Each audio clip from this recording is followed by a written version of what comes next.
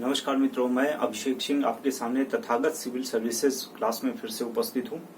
आज हम लोग यहां पर सुप्रीम कोर्ट की जो अधिकार हैं, अधिकार और शक्तियां जो संविधान के अंतर्गत उसको प्रदान की गई हैं, या हम ये कहें कि जिन अधिकारों और शक्तियों के आधार पर सुप्रीम कोर्ट विभिन्न प्रकार के निर्णय देता है, चाहे वो राष्ट्रीय स्तर पर निर्णय हो, चाहे वह किसी व्यक्ति के आधार पर निर्णय हो, अर्थात जैसे भी निर्णय देता है जो उसकी अधिकारिता है, जो संवैधानिक है, जो आईपीसी सीआरपीसी के अंतर्गत कानून वर्णित हैं, उनके स्वरूप पर नहीं, जो संविधान के अंतर्गत वर्णित विषय है उनके आधार पर यहाँ पर हम उसकी अधिकारिता पढ़ेंगे।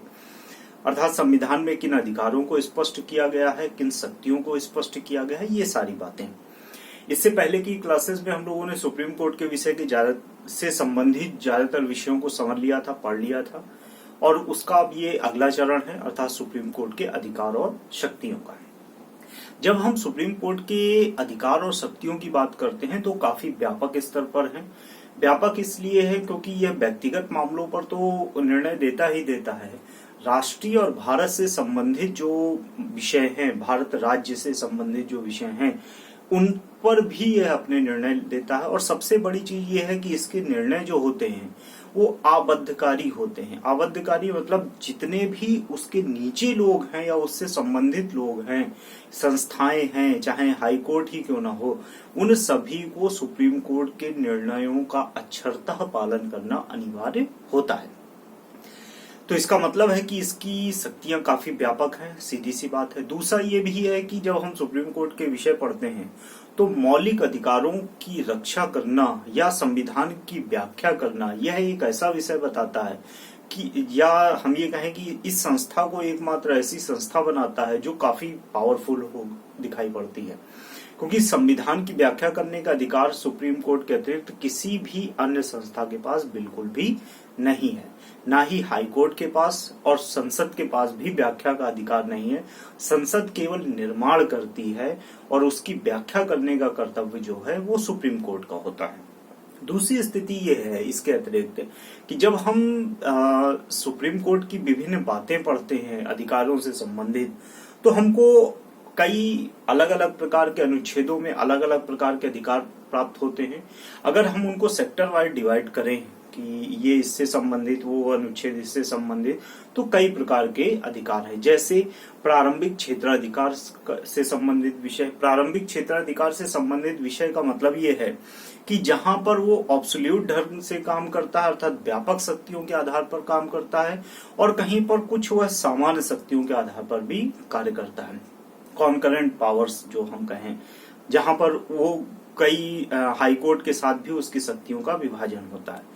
दूसरी स्थिति है अपीली अधिकार। अपीली अधिकार का तात्पर्य है कि अनुच्छेद जैसे 132 है, 33 है, 133 है, 134, 136, 135, ये सब अपीली अधिकार से संबंधित अनुच्छेद हैं, जहां पर संवैधानिक विषयों पर अपील हो सकती है, जहां पर सिविल विषयों पर अपील हो सकती है, जहां पर आपराधिक विषयों पर अपील हो सकती है, जहां पर सुप्रीम कोर्ट विशेष अपील, एसएलपी जिसे कहा जाता है, स्पेशल लीव पिटीशन, उसकी इजाजत दे सकता है, अनुमति दे सकता है। तो ऐसे भी अपीली अधिकारिता कहीं ना कहीं सुप्रीम कोर्ट के पास है।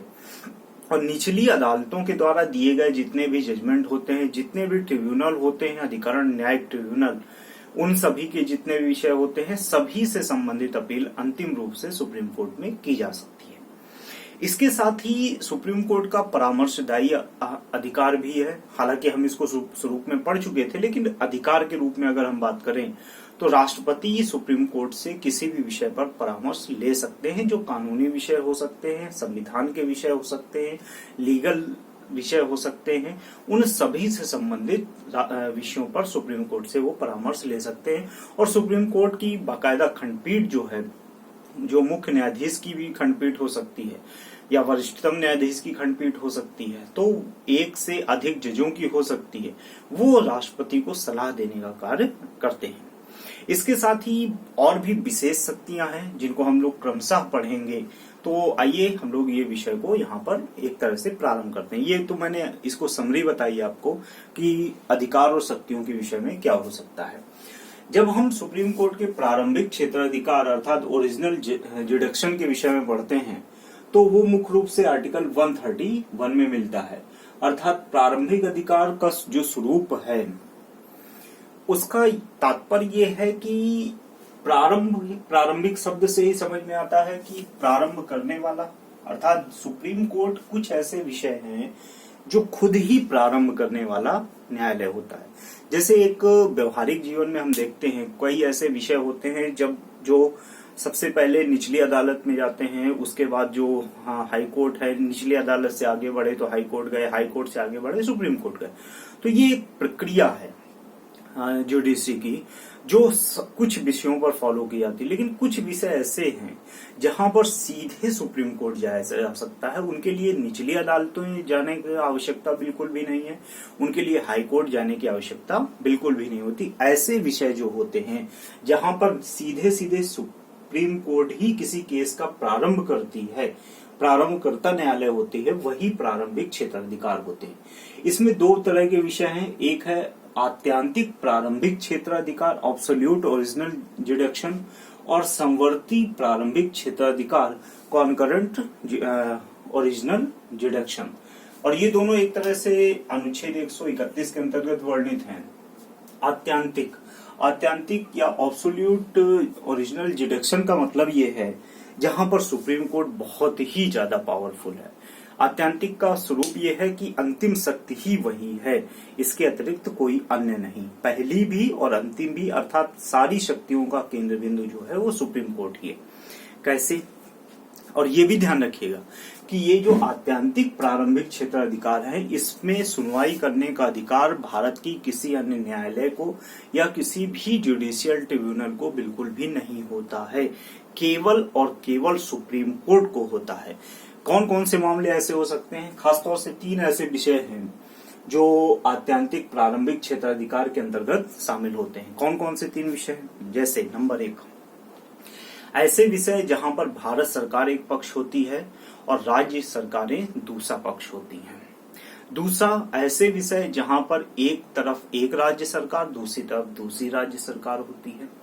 तीसरा, जहां एक तरफ राज्य सरकार और भारत सरकार, कुछ राज्य सरकार और भारत सरकार, और दूसरी तरफ कुछ अन्य राज्य सरकारें होती हैं। ऐसे जो 3 तरह के विषय होते हैं वहां पर ऑब्सोल्यूट ओरिजिनल जुडिक्शन का स्वरूप होता है, अर्थात वहां पर सुप्रीम कोर्ट केवल सुनवाई करेगा। दूसरी चीज ये है कि ऐसे कोई भी विषय केवल संवैधानिक होने चाहिए, कोई भी ऐसे विषय लीगल होने चाहिए, कानूनी मामलों से संबंधित होने चाहिए या किसी फैक्ट पर आधारित होने चाहिए। ये नहीं होना चाहिए कि ऐसे विषय राजनीतिक मुद्दों पर हो, कि केंद्र सरकार की जो पार्टी है वो कोई और हो, राज्य सरकार की कोई और पार्टी हो, तो आपस में राजनीतिक कोई मामला है। ऐसा कोई मामला ऑब्सोल्यूट ओरिजिनल जुडिक्शन के अंतर्गत बिल्कुल भी नहीं आता है। केवल वो मामले आते हैं जहां पर भारत के संविधान के विषय होंगे, ऐसे मामले जहां भारतीय कानूनों के विषय होंगे, समवर्ती सूची के विषय हो सकते हैं, ऐसे मामले होंगे यहाँ पर कोई फैक्ट जो विधि का आधार का फैक्ट है वो हो सकता है। केवल ऐसे ही मामलों पर सुनवाई कर सकता है सुप्रीम कोर्ट, राजनीतिक मामलों पर बिल्कुल नहीं करेगा। दूसरे विषय है समवर्ती प्रारंभिक क्षेत्राधिकार का मतलब ये है कॉन्करेंट ओरिजिनल जुडिक्शन का, अर्थात जहां पर सुप्रीम कोर्ट और जो है वो अपनी शक्तियां शेयर करता है किसी अन्य के साथ। किसी अन्य के साथ का मतलब है हाई कोर्ट के साथ। भारत में इस समय 25 हाई कोर्ट हैं, उन हाई कोर्ट के पास भी कई सारी शक्तियां हैं जो सुप्रीम कोर्ट से बिल्कुल भी कम नहीं है, कुछ मामलों को छोड़कर।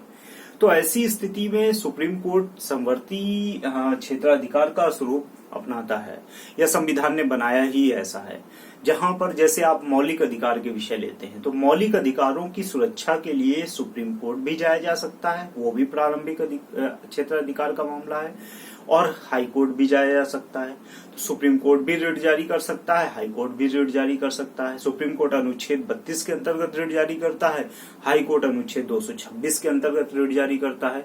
तो बस ये अंतर है कि अनुच्छेद बदल जाते हैं, हाई कोर्ट के लिए 226 हो जाता है और सुप्रीम कोर्ट के लिए अनुच्छेद 32 हो जाता है, और दोनों ही 5 प्रकार की रिट जारी करते हैं। ये ध्यान रखिएगा, 5 अलग अलग प्रकार की रेट। इसके विषय में आप मौलिक अधिकारों वाली श्रृंखला में पढ़ सकते हैं, पूरा का पूरा वहां पर लेक्चर है। तो वो जो स्वरूप है, चाहे वो बंदी प्रत्यक्षीकरण हो, परमादेश का हो, उत्प्रेषण का हो, निषेध का हो और अधिकार पृच्छा, ये 5 प्रकार की जो रेट है वो दोनों के द्वारा जारी किया। तो ये जो स्वरूप है वो समवर्ती प्रारंभिक क्षेत्राधिकार के अंतर्गत शामिल होता है। ठीक है मित्रों, तो ये प्रारंभिक क्षेत्राधिकार है, ओरिजिनल जुडिक्शन है। दूसरा स्वरूप इसका है अपीली क्षेत्राधिकार, अपीलेट जुडिक्शन। इसके अंतर्गत हम 4 प्रमुख विषयों को पढ़ते हैं। 4 प्रमुख विषयों का मतलब ये है कि पहला है संवैधानिक मामलों में अपील, जो आर्टिकल 132 के अंतर्गत शामिल होती है। दूसरा है सिविल मामलों में अपील, जो आर्टिकल 133 के अंतर्गत शामिल होता है। आपराधिक मामलों में अपील, जो आर्टिकल 134 के अंतर्गत शामिल होता है। विशेष अपील, स्पेशल लीव पिटीशन, जो आर्टिकल 136 के अंतर्गत शामिल होता है। तो ये 4 प्रकार के अपीली स्वरूप हैं, ध्यान रखिएगा। एक संवैधानिक मामले से अनुच्छेद 132, सिविल मामले से अनुच्छेद 133, आपराधिक मामलों से अनुच्छेद 134 और विशेष अपील से संबंधित अनुच्छेद 136 का विषय। आइए शुरू करते हैं। अपील का मतलब होता है, अपील की बात करें, अपील का मतलब ये होता है कि कोई जो निचली अदालत का जो जजमेंट है, अगर कोई उससे संतुष्ट नहीं है या निचली अदालत के पास कोई ऐसा विषय है जो उसके क्षेत्राधिकार से बाहर का विषय है, या कोई ऐसा मामला है जिस पर निचली अदालत कोई अनुमति या डिक्री प्रदान कर देती है कि आप ऊपरी अदालत में या सुप्रीम कोर्ट में अपील कर सकते हैं, या कोई संविधान का कोई मामला है तो सुप्रीम कोर्ट में अपील दायर कर होती है, या विशेष परिस्थिति जहां पर अति आवश्यक, अति महत्वपूर्ण कोई विषय है जो लीगल हो सकता है, कॉन्स्टिट्यूशनल हो सकता है, उन सभी के जो विषय हो सकते हैं उनसे संबंधित जो अपील है वो दायर की जा सकती है। तो अपील का मतलब है कि निचली अदालत के विषय के अंतर्गत, निचली अदालत के दिए गए जजमेंट के अंतर्गत या निचली अदालत के द्वारा दी गई अनुमति के अंतर्गत ऊपरी अदालत के पास अपील करना। और ध्यान रखिएगा, अंतिम अपीली अधिकार केवल सुप्रीम कोर्ट के पास है। वो अलग बात है कि दया याचिका की जब बात करते हैं, जैसे आपराधिक मामलों से संबंधित अपील पर, तो भारत के राष्ट्रपति के पास भी अपील सुनने का अधिकार है, लेकिन वो एक स्वरूप ही अलग हो जाता है, उसको हम इसमें बिल्कुल शामिल नहीं करते। वो अनुच्छेद 32 का अपना राष्ट्रपति के अधिकारों का से संबंधित विषय है, वो सुप्रीम कोर्ट से संबंधित विषय नहीं है। हालांकि न्याय का वो भी विषय है, वो अलग बात है। लेकिन जब हम इनकी बात करते हैं तो क्या है इनका स्वरूप, ये देखते हैं।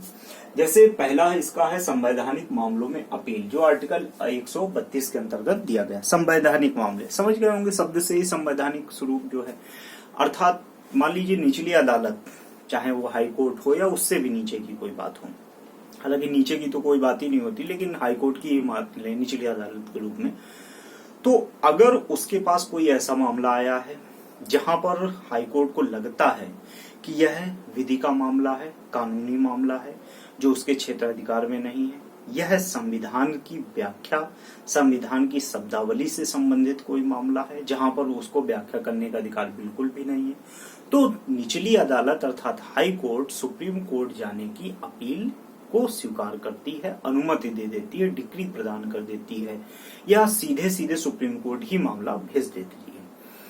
ऐसी किसी भी परिस्थिति में जो संवैधानिक होता है, जैसे अपने महाराष्ट्र में अभी 2019 में सरकार बनाने की स्थितियां देखी, मध्य प्रदेश में आपने सरकार बनाने की स्थितियां देखी, तो वो राज्यपाल की शक्तियों से संबंधित विषय थे।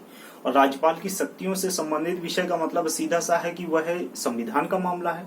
और आपने ध्यान दिया होगा वहां पर सुनवाई सुप्रीम कोर्ट में हुई, ना कि मुंबई हाई कोर्ट या जबलपुर हाई कोर्ट में नहीं हुई। वो कहां पर हुई, सीधे सीधे सुप्रीम कोर्ट में हुई। सुप्रीम कोर्ट ने अपना निर्णय दिया, कैसा दिया वो सब अलग बात है। तो ये क्यों है, ये इसलिए है क्योंकि राज्यपाल की जो शक्तियां हैं वो संवैधानिक मामलों से संबंधित होती हैं, ना कि हाई कोर्ट के अंतर्गत आती हैं। तो सीधा सा मतलब था वहां पर ही अपील दायर हो सकती है। दूसरी स्थिति ये है कि मान लीजिए निचली अदालत में कोई केस पहुंचा है और वहां पर सुनवाई चल भी रही है, लेकिन सुप्रीम कोर्ट को ये लगता है कि नहीं वो जो केस है, वो जो चल रहा है, वो संवैधानिक विषयों से संबंधित केस है, तो supreme court special leave petition या विशेष अपील के अंतर्गत जो स्वरूप अपनाती है, शक्तियां अपनाती है अनुच्छेद 136 के अंतर्गत, वो ये है कि यहाँ पर या फिर कोई अपील दायर कर दे तो बात हो सकती है, सुप्रीम कोर्ट अपील स्वीकार कर सकती है। अगर नहीं दायर भी होती है तो भी ध्यान रखिएगा, सुप्रीम कोर्ट उस मामले को अपने पास मंगा सकता है। ये हमेशा याद रखिएगा, जो यहाँ पर स्वरूप है उसमें अनुच्छेद 136 भी लागू हो सकता है। दूसरा विषय है सिविल मामलों से संबंधित। सिविल मामलों से संबंधित अपील जो अनुच्छेद 133 में है।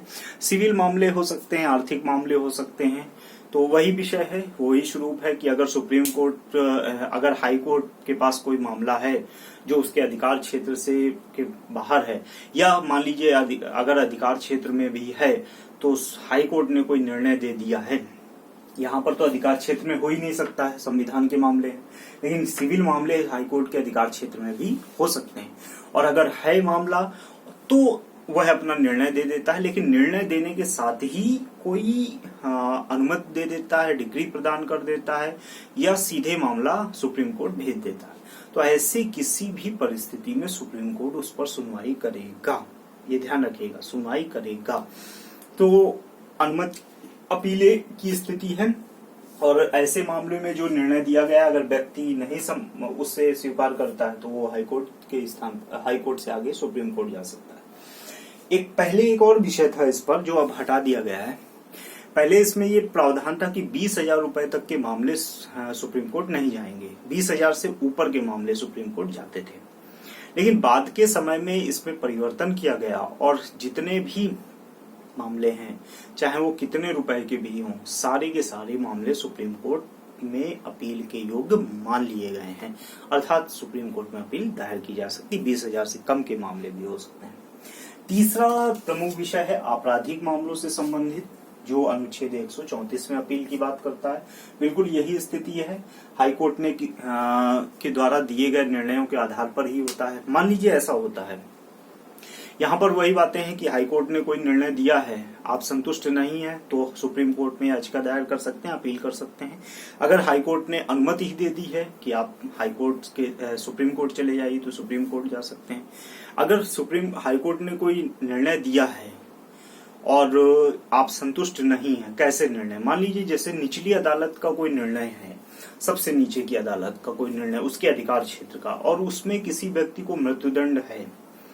ऐसा बहुत कम है जो निचली अदालतों में मृत्युदंड का अधिकार है, लेकिन मान लीजिए है, और ऐसी स्थिति में हाई कोर्ट ने उस व्यक्ति के मृत्युदंड अगर दिया गया है तो उसको खत्म कर दिया, या मृत्युदंड नहीं दिया गया है, कोई साधारण सजा दी गई, तो जब वो केस हाई कोर्ट पहुंचा तो हाई कोर्ट ने उसको मृत्युदंड दे दिया।